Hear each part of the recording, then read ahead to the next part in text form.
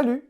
Comme vous l'avez vu dans le titre, aujourd'hui, on va parler de ceci, le programme de Jean-Luc Mélenchon pour la présidentielle de 2022. Il se prénomme l'Avenir en commun.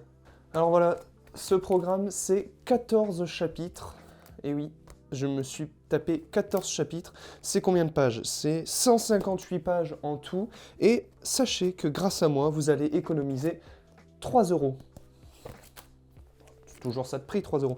Donc là, je vais vous dire un petit peu les mesures fortes de ce programme de Jean-Luc Mélenchon et on va voir un petit peu les pour et les contre aussi, un petit peu, on va essayer d'analyser en même temps. Mais dans un premier temps, je vais simplement vous les dicter pour que vous ayez une vue d'ensemble sur le programme de Jean-Luc Mélenchon. Alors Jean-Luc Mélenchon, oui, veut faire une 6ème République, ce qui va donc provoquer une nouvelle constitution. Et dans cette constitution, le bulletin à la proportionnelle sera donc majoritaire et il y aura un régime parlementaire bien plus stable. Ce qui veut dire que normalement, les assemblées telles que le Sénat et l'Assemblée nationale auront plus de pouvoir. Il veut aussi interdire l'accès aux lobbyistes au Parlement. Les lobbyistes, ce sont des entreprises, des personnes tierces qui vont faire pression contre une personne pour qu'il vote ou ne vote pas quelque chose. Et donc il veut interdire ces cadeaux parlementaires, etc. Il veut aussi rendre inéligible à vie toute personne qui ait été condamnée pour corruption. Dans cette République et donc dans cette Constitution, il veut y inscrire le RIC, le référendum d'initiative citoyenne demandé par beaucoup de gilets jaunes. Il veut aussi baisser l'âge du vote à 16 ans et il veut reconnaître le vote blanc. Il veut bien sûr instaurer le vote obligatoire et il veut mettre un seuil au suffrage exprimé pour que l'élection soit valide, sinon il faudrait la refaire. Alors ça je comprends pas. C'est-à-dire que si le vote est obligatoire, pourquoi mettre un seuil? C'est un peu contradictoire. Enfin bref, continuons avec ce chapitre 2, la sûreté et la justice. Jean-Luc Mélenchon veut instaurer la gratuité des mesures courantes, comme par exemple le divorce dans un tribunal. Il veut aussi légaliser et encadrer la consommation de cannabis à usage récréatif, tout comme il veut instaurer le zéro tabac dans les collèges et lycées, car on le sait, beaucoup de jeunes fument. Passons maintenant à la planification écologique et l'organisation du pays, c'est le chapitre 3. Il veut inscrire dans sa constitution le principe de règle verte, c'est-à-dire qu'on ne prend pas plus à la planète que ce qu'elle est en moyen de donner. Il veut relever les ambitions climatiques de la France avec pour objectif une baisse de 65% des émissions en 2030 au lieu de 40 actuellement. Jean-Luc Mélenchon, pour 2022, veut redécouper les régions en prenant pour base les points d'eau. Eh oui, il veut prendre pour base les points d'eau pour essayer de donner cette compétence principale aux régions. Alors je pensais pas qu'on découpait des régions par rapport aux points d'eau, plus par rapport à la praticité, mais bon, on verra bien.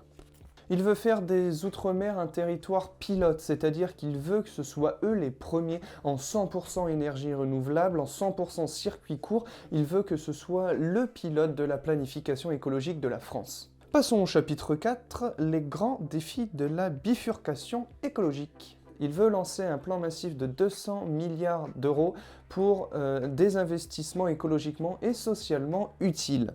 Jean-Luc Mélenchon veut renationaliser la SNCF ainsi que Engie et EDF. Il veut supprimer les lignes aériennes quand il y a une alternative avec le train, par exemple, de moins de 4 heures. Il veut aussi renationaliser les autoroutes ainsi que les aéroports stratégiques. C'est une mesure que quasiment toute la classe politique partage, sauf le centre.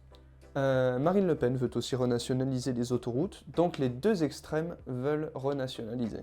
Il veut planifier le passage à 100% d'énergie renouvelable avec un double mot d'ordre, la sobriété et l'efficacité énergétique. Il veut aussi sortir du nucléaire et abandonner les EPR qui sont les petits réacteurs nucléaires européens. Il veut refaire l'isolation de 700 000 logements par an durant son quinquennat. Je vous laisse faire 7 x 5 et vous aurez donc le nombre de logements re-isolés. Il veut aussi abolir l'obsolescence programmée, c'est-à-dire les objets qui vont donc tomber en rade, mais parce que l'entreprise a fait quelque chose pour qu'ils tombent en rade à ce moment-là. Il veut mettre une garantie supplémentaire de 2 ans pour chaque objet. Jean-Luc Mélenchon veut aussi interdire immédiatement les plastiques à usage unique et remettre en place la consigne pour les bouteilles et les bocaux de verre. Enfin, il veut instaurer une agriculture relocalisée et créer 300 000 emplois agricoles et planifier petit à petit la réduction des pesticides et engrais. Passons au chapitre 5, protection des biens communs. Celui-ci, normalement, va aller assez vite. Tout comme la règle verte, où on ne prend pas à la planète plus que ce qu'elle peut produire, il veut mettre en place la règle bleue, c'est-à-dire qu'on ne prend pas plus d'eau que ce que la planète peut nous donner encore une fois. Il veut aussi garantir l'eau courante et potable à tous les territoires d'outre-mer. Il veut interdire les fermes-usines, il veut limiter le temps de transport des animaux, interdire les pratiques cruelles, il veut interdire tous les élevages de production de fourrure immédiatement pour les élevages de visons, il veut un accès libre, un pâturage, de la densité et une surface minimale pour les animaux. Il ne veut plus d'expérience sur des animaux et il veut aussi interdire le détarrage, la chasse à courre, le combat de coqs, les spectacles incluant des animaux sauvages. Voilà, il veut tout ça, Jean-Luc Mélenchon, pour la maltraitance animale. Il veut interdire le dépôt de brevets sur des organismes vivants pour empêcher l'appropriation d'espèces animales et végétales pour les entreprises privées. Ouais, là, je suis désolé, là je suis obligé de lire, c'est trop. Passons au chapitre 6, la vie en état de pandémie permanente. Jean-Luc Mélenchon veut augmenter le SMIC dès son arrivée à l'Élysée, passant à 1 400 € contre à peu près 1 300 aujourd'hui.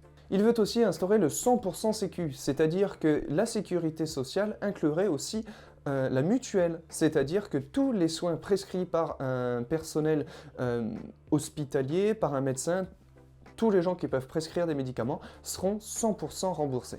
Il veut aussi mettre fin à l'épidémie de VIH en France, en lançant un grand plan de dépistage dans toute la France. Le chapitre 7 s'intitule « Le plein emploi ». Il veut que tous les chômeurs de longue durée puissent avoir une offre d'emploi au SMIC revalorisée dans les secteurs d'urgence. De plus, il veut rétablir immédiatement l'âge maximum horaire de 35 heures, avec une majoration à 25% pour les 3 premières heures sup et 50% au-delà. Il veut passer à 32 heures les métiers pénibles et de nuit. Il veut bien évidemment revenir sur la retraite à 60 ans immédiatement, avec 40 ans de cotisation pleine, et généraliser la 6e semaine de congés payés par an. Il veut remettre en cause aussi l'autorisation de travail le dimanche. Jean-Luc Mélenchon en 2022 voudra fixer un salaire maximal autorisé pour limiter l'écart qui sera de maximum plus 20 par rapport au salaire le plus bas de l'entreprise. Il veut plafonner les versements de dividendes et augmenter la représentation des salariés dans les conseils d'administration. Il veut refuser la réforme Macron qui indemnise les chômeurs en fonction de leur dernier salaire grâce à une assurance calculée à partir du premier jour de travail. Maintenant, passons au chapitre 8 avec le partage des richesses. On a fait la moitié. Cool.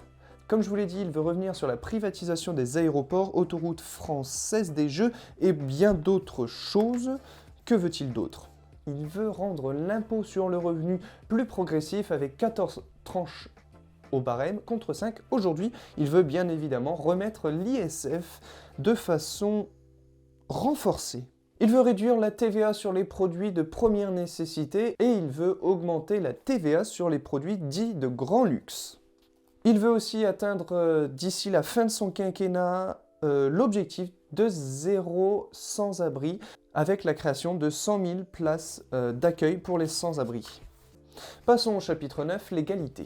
Il veut imposer la parité entre les femmes et les hommes dans les institutions politiques, administratives, économiques et syndicales. Il veut augmenter les sanctions financières à l'encontre des entreprises qui ne respecteraient pas ceci.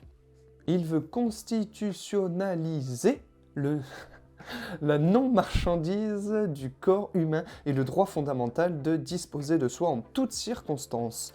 C'est dur, constitution... J'y arrive pas, hein.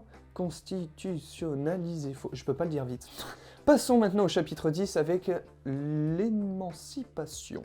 Il veut porter le budget de la culture et de la création artistique à 1% du PIB par an. Et il veut aussi augmenter les taxations sur les retransmissions sportives pour pouvoir les donner aux petites associations. Il veut rembourser le sport santé ou le sport sur ordonnance grâce à la sécurité sociale. Passons maintenant au chapitre 11, plus que 4. Il s'intitule Éducation et formation. Il veut assurer la gratuité réelle de l'éducation publique, y compris les cantines, le transport et les activités périscolaires. Il veut fournir gratuitement aux élèves le matériel scolaire qui soit sans marque pour avoir une réelle égalité entre les jeunes. Et bien sûr, il veut garantir à tous les bacheliers sans aucune restriction que leur choix soit validé grâce à la suppression de Parcoursup. Il veut aussi instaurer la gratuité de l'enseignement supérieur de la licence au doctorat. Passons au chapitre 12 qui va être très rapide, l'Europe. Il veut utiliser le droit de veto de la France, par exemple, pour refuser tout nouvel accord de libre-échange trop pollueur pour celui-ci et tout nouvel élargissement sans harmonisation sociale, fiscale et environnementale. Il veut aussi suspendre la participation de la France à certains programmes de l'Europe, comme le programme de la défense. Le chapitre 13, c'est une diplomatie altermondialiste pour la paix. Il veut retirer immédiatement la France du commandement intégré de l'OTAN, puis par étapes de l'organisation elle-même. L'OTAN, je vous le rappelle, ce qu'est l'OTAN, c'est l'organisation militaire des États-Unis, mais qui englobe beaucoup de pays, et donc les États-Unis peuvent avoir des bases militaires un petit peu partout. C'est ce que reproche en effet Jean-Luc Mélenchon à ce programme. Il veut réaffirmer que l'ONU est le seul et unique organe légitime pour la sécurité collective, sous-entendu l'OTAN, tu dégages. Il veut refuser toute intervention militaire sans mandat de l'ONU, qu'elle soit internationale. Il veut reconnaître le crime d'écocide à l'international et il veut soutenir la création d'un tribunal de justice climatique et environnementale international. Il veut aussi soutenir activement les négociations en cours d'un traité international de lutte contre le plastique. Il veut construire une politique internationale à partir des Outre-mer pour pouvoir préserver l'Amazonie, par exemple, pour pouvoir aider les peuples autochtones qui sont aujourd'hui menacés d'extinction. Il veut aussi soutenir le projet de monnaie commune pour pouvoir concurrencer le dollar. Il veut organiser un débat suivi d'un vote au Parlement sur les objectifs et l'action de l'armée française au Sahel et au Mali et décider du calendrier pour pouvoir se retirer du Sahel. Allez, tenez bon, on y est presque, on est presque au chapitre 14, le dernier chapitre, mais avant, il veut défendre l'usage du français dans les institutions internationales et créer un Erasmus francophone. Voilà pour ce chapitre 13, passons maintenant au chapitre 14, une nouvelle frontière de l'humanité. Et pour conclure ce programme de Jean-Luc Mélenchon, il veut garantir le droit minimal à un accès gratuit à Internet et garantir la couverture numérique de tout le pays en fibre d'ici 2025. On va finir par un sujet que j'affectionne particulièrement, c'est la relance de la découverte de l'espace. Il veut lutter contre la course à l'armement spatial tout en garantissant la souveraineté de la France pour pas qu'on se fasse attaquer. Et pour ça, il veut proposer un programme international de dépollution de l'orbite géostationnaire qui est actuellement trop pollué et de nouvelles règles internationales d'occupation des orbites basses. Il veut revenir sur la privatisation d'Arianespace et protéger la filière du lancement de satellites. Il veut renforcer les moyens du Centre national d'études spatiales. Il veut donner à la France les moyens de neutraliser des actions hostiles contre elle-même depuis l'espace, tout en enlevant les armes de l'espace. Comment va-t-il faire ?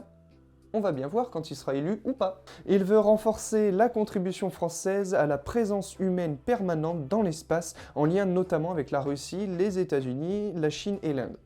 Pourquoi tous ces pays ? Tout simplement parce que les États-Unis, c'est l'ISS, et plein d'autres pays, dont l'Europe, mais il y a aussi la Chine, la Russie et l'Inde, qui se sont alliés pour pouvoir faire une deuxième station spatiale internationale, ce qui ferait 2 stations dans l'espace, et donc il y aurait tout le temps des hommes en l'air. Peut-être aussi un projet de rallier les deux pour en faire une gigastation. Enfin, on verra ça dans le futur. Et bien voilà pour ces 14 chapitres sur le programme de Jean-Luc Mélenchon. J'espère que vous en aurez appris un petit peu plus sur son programme. Je vous ai détaillé un petit peu les grandes lignes de ce programme de Jean-Luc Mélenchon, qui est un programme, on s'y attendait. C'est-à-dire que le programme n'a pas de propositions très folles, il a les mêmes depuis beaucoup d'années. Il y a seulement des détails qui changent avec l'armement de l'espace par exemple, avec de temps en temps l'Europe, avec aussi le vote à 16 ans, le vote blanc et le Covid aussi. Mais la 6ème République, ça fait un grand moment qu'il le dit, qu'il veut changer. Enfin, avant de conclure cette vidéo, je vous annonce que je serai en live. Vous l'avez vu normalement avec la dernière vidéo que j'ai postée sur ce qui va se passer en 2022. Si vous ne l'avez pas vu, c'est juste là, ou alors c'est juste là, c'est un des deux côtés. Et donc résultat, je serai en live mardi pour pouvoir vous expliquer encore plus en détail ce programme si vous le voulez. Sinon, on parlera d'autres choses. L'actualité du mois passé avec Noël et peut-être d'autres choses. On va aussi peut-être débattre d'un sujet que j'aurai préparé avec vous via le Discord qui est aussi en description. Voilà pour cette conclusion, pour cette petite pub sur le live. Voilà. Si jamais vous avez des choses à dire dans les commentaires, n'hésitez pas à me dire ce que vous pensez de ce programme et ce que vous pensez de cette vidéo. Et quant à nous, on se retrouve mercredi ou pas. Allez, ciao!